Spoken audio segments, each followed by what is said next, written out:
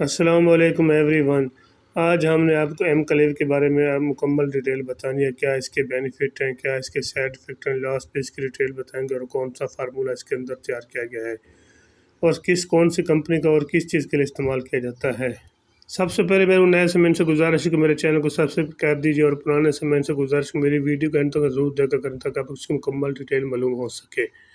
M clue ایک اچھا اور بہترین اینٹی بائیوٹک ہے۔ اس کے اندر جو فارمولہ تیار کیا وہ ایم کلیو کے اندر جو فارمولہ تیار کیا وہ ہے کو اماکسی کلیو، جو کہ گیٹس کمپنی کا، گیٹس کمپنی پاکستان کی مشہور اور معروف ٹاپ کلاس کمپنی میں سے اچھی اور بہترین کمپنی ہے، جو کہ ہر میڈیکل اسٹور، ہر فارمیسی سے آپ کو آسانی سے اس کی میڈیسن مل جاتی ہے، اور خاص کر ایم کلیو سے بھی آپ کو آسانی سے مل جاتا ہے، جو کہ سسپینشن کی صورت میں دستیاب ہوتا ہے۔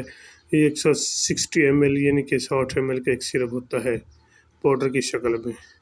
ایم کلیو اچھا اور بہترین سرپ اور ناتے آپ کو اس کی ڈیٹیل بتاتا چلو کون سی چیز میں اس کو استعمال کرنا ہے۔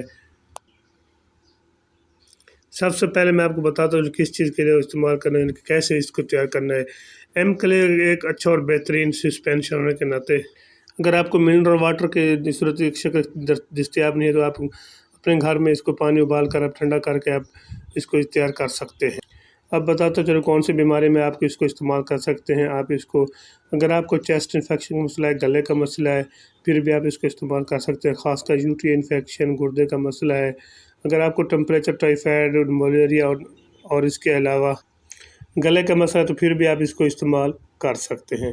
ان بیماریوں کے لیے ایک اچھا اور بہترین پروڈکٹ اور زبردست میڈیسن ہے۔ اگر آپ کو سکن کا مسئلہ ہے پھر بھی آپ اس کو استعمال کر سکتے ہیں۔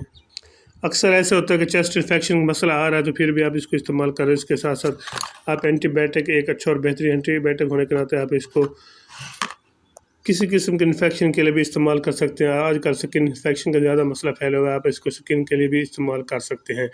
اگر آپ کو سکن میں ڈرمیٹیز یعنی کہ آپ کو ایگزیما، الرجی، خارش وغیرہ بھی پھیلی ہوئی تو پھر بھی آپ اس کو استعمال کر سکتے ہیں۔ خاص کر چیسٹ انفیکشن کے لیے بہترین اور اچھا پروڈکٹ ہے۔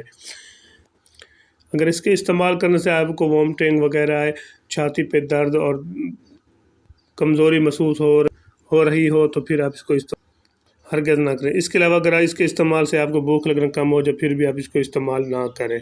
ایسی صورت میں اپنے ذاتی معالج یعنی کہ اپنی ذاتی معالج سے مشورہ کر کے استعمال کریں، یا میرے ویڈیو چینل کی ویڈیو دیکھ کر آپ اس کو استعمال کریں۔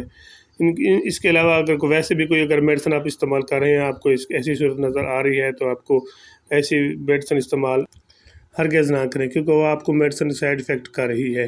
اس کے استعمال سے اگر آپ گردے میں پین ہو رہا ہے تو پھر بھی آپ اس کو استعمال نہ کریں۔